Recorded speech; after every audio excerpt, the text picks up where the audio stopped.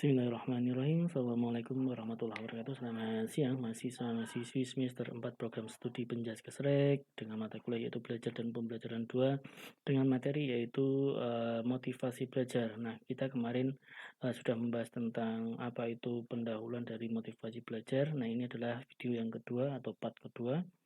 Video lanjutan dari motivasi belajar. Nah, kemarin kita sudah membahas sedikit tentang apa itu motivasi dan tujuannya, kegunaan motivasi itu apa, pentingnya motivasi itu bagi guru dan bagi siswa. Nah, selanjutnya yaitu jenis dan sifat motivasi. Nah, jenis motivasi itu ada dua, di mana motivasi primer dan motivasi sekunder.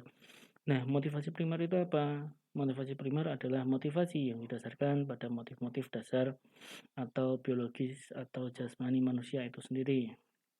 Terus untuk motivasi sekunder adalah motivasi yang dipelajari. Nah, hal ini dipengaruhi oleh sikap dan emosi. Nah, sikap merupakan motif yang dipelajari, sedangkan emosi merupakan wujud dari adanya sejenis kegoncangan seseorang yang disertai proses jasmani, perilaku, dan kesadaran. Nah, selanjutnya sifat dari motivasi. Nah, terdapat dua sumber motivasi, yaitu motivasi internal dan motivasi eksternal, di mana motivasi internal itu berasal dari dalam diri sendiri. Nah, motivasi ini perlu mendapat perhatian dari guru semenjak siswa berada di TK, SD, dan SLTP.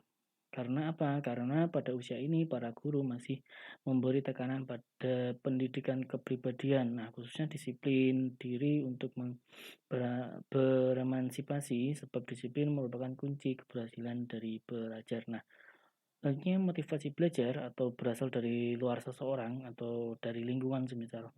Nah, ini merupakan dorongan terhadap perilaku seseorang yang ada di luar perbuatan yang dilakukannya. Nah, motivasi ekstrinsik ini membuat siswa belajar berkat dorongan dari teman maupun guru ataupun orang lain yang selanjutnya membuat siswa ini dengan tujuannya sendiri dan hingga pada akhirnya siswa belajar bersungguh-sungguh tanpa disuruh orang lain. Nah, dari motivasi eksternal internal ini bahwasanya kita sadar figur orang yang menjadi cerminan diri sendiri itu sangat penting. Jadi kalian sebagai guru, sebagai pendidik itu harusnya memiliki istilahnya ciri khas tersendiri untuk menjadi suri teladan bagi peserta didik. Nah, semisal saya itu sebagai muridnya jenengan dari gurunya, oh saya ingin jadi Pak ini karena ini. Nah, dari situ saya akan termotivasi untuk menjadi seorang guru yang seperti Bapak A, misal kayak gitu. Nah, caranya bagaimana? Caranya ya belajar dengan sungguh-sungguh. Nah, itulah motivasi dari eksternal yang berasal dari orang. Selanjutnya yaitu unsur-unsur yang mempengaruhi motivasi belajar, di mana di sini akan dibahas dengan cita-cita atau aspirasi siswa, terus kemampuan siswa, kondisi lingkungan siswa, upaya guru dalam membelajarkan siswa. Nah, cita-cita aspirasi siswa. Nah, di sini motivasi belajar tampak pada keinginan siswa. Keberhasilan mencapai keinginan tersebut menumbuhkan kemauan bergiat. Nah, bahkan di kemudian hari menimbulkan cita-cita dalam kehidupannya. Nah, timbulnya cita-cita dibarengi oleh perkembangan akal, moral, kemauan, bahasa, dan nilai-nilai kehidupan. Timbulnya cita-cita juga dibarengi oleh perkembangan kepribadiannya. Jadi ketika kalian pada saat sekolah dasar, SMP, ataupun TK, ataupun PAUD, pastilah biasanya diberi pertanyaan yang sederhana. Biasanya pertanyaannya itu cita-citanya apa? Nah, biasanya jawabnya ya kalau tingkat SD biasanya ya jawabnya menjadi dokter misalnya itu. Nah, implementasinya apa kalau menjadi dokter? Nah, implementasinya ya pertama belajar dengan tekun, mempelajari tekun tentang kedokteran, ilmu kedokteran itu bagaimana. Nah, dari situ kan akan timbullah suatu dorongan atau giat kemauan untuk meraih sesuatu.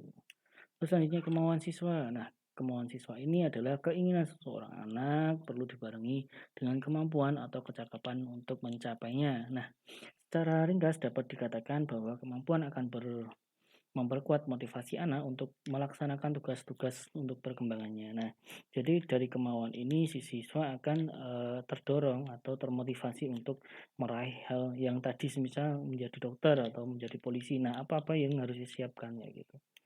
Terus kondisi siswa yang meliputi jasmani dan rohani mempengaruhi motivasi belajar. Seorang siswa yang sedang sakit, lapar, atau marah-marah akan mengganggu perhatian belajar. Sebaliknya, seorang siswa yang sehat, kenyang, dan gembira akan mudah menguatkan perhatiannya.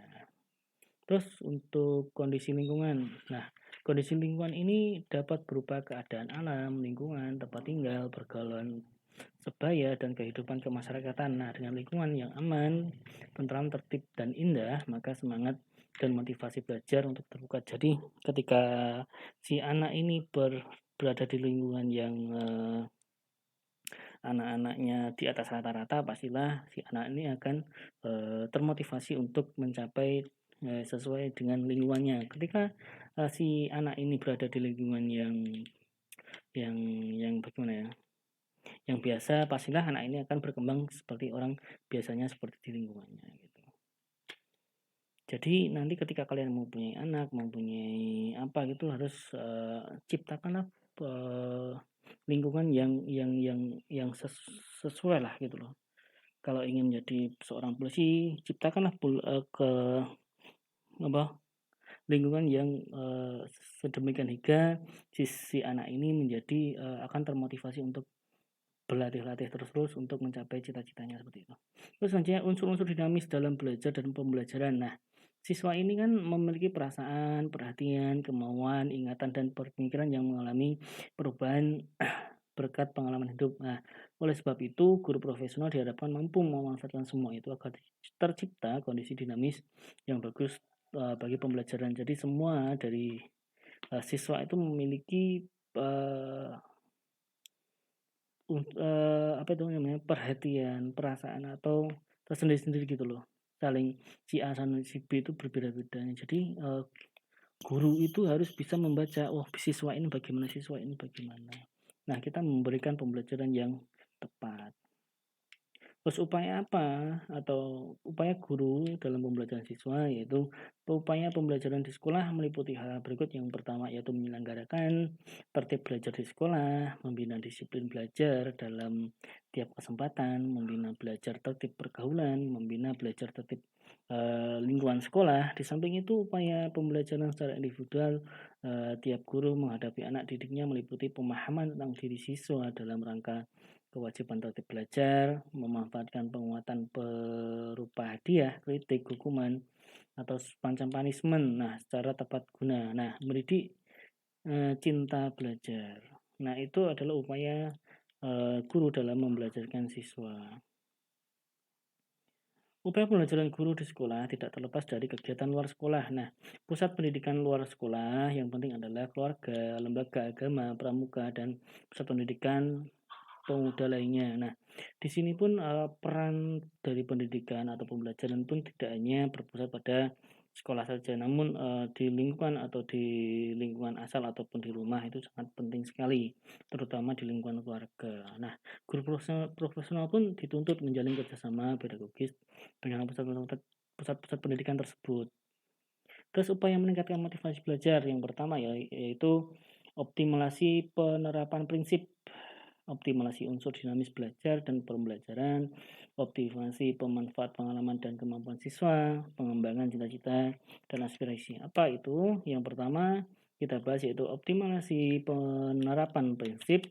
Nah, perilaku belajar sekolah telah menjadi pola umum dari sekurang-kurangnya 9 tahun mengalami belajar sekolah. Siswa mengalami perkembangan yang semula hanya ikut-ikutan, suka bermain, belum mengerti faedah belajar dengan tugas-tugasnya. Mereka mulai menyenangi belajar. Nah, kita selama 9 tahun kita dididik dari yang namanya TK itu masih bernyanyi, bermain, ikut-ikutan teman-teman. Oh, dia sudah sekolah, aku pengen sekolah seperti itu. Nah, hingga sudah menginjak SMP dan itu sudah akan ingin mencapai suatu target gitu loh. Dan mereka anak-anak itu akan sudah bisa mengerti oh kegunaan belajar itu untuk apa gitu. Itu kalau anaknya sudah tepat mengikuti apa yang kita setting gitu loh. Terus selanjutnya optimalisasi unsur dinamis belajar dan pembelajaran, di mana seorang siswa akan belajar dengan seluruh perasaan, kemauan, pikiran, perhatian, fantasi, dan kemampuan yang lain. Akan tetapi tidak selamanya dapat berjalan lancar. Karena apa? Karena manusia pasti memiliki kelelahan jasmani ataupun mentalnya. Ataupun naik turunnya energi jiwa, pada akhirnya keputusan untuk belajar giat atau tidak tetap berada di tangan siswa itu sendiri. Terus optimasi pemanfaat pengalaman dan kemampuan siswa. Nah, perilaku belajar siswa ini merupakan rangkaian tindakan belajar setiap hari. Nah, di sini guru pun merupakan penggerak yang selalu mengiringi perjalanan belajar siswa. Jadi guru wajib menggunakan pengalaman belajar dan kemampuan siswa untuk mengelola siswa belajar. Nah, yang terakhir yaitu pengembangan cita-cita dan aspirasi belajar. Nah, belajar di sekolah pun telah menjadi pola umum kehidupan warga masyarakat di Indonesia. Nah, belajar telah dijadikan alat hidup sehingga masyarakat Indonesia pada saat ini mendambakan agar anaknya memperoleh tempat belajar di sekolah yang baik. Nah, jadi guru memiliki kesempatan untuk mengembangkan cita-cita belajar. Pengembangan cita-cita belajar tersebut juga menjadi cita-cita masyarakat yang berubah menjadi masyarakat belajar. Nah, mungkin itu yang bisa saya sampaikan dari materi ini. Mungkin nanti ada pembahasan-pembahasan lanjutan dari motivasi belajar atau materi selanjutnya, ya. Selamat belajar, jangan lupa jaga kesehatan kalian. Saya akhiri pertemuan hari ini. Wassalamualaikum warahmatullahi wabarakatuh.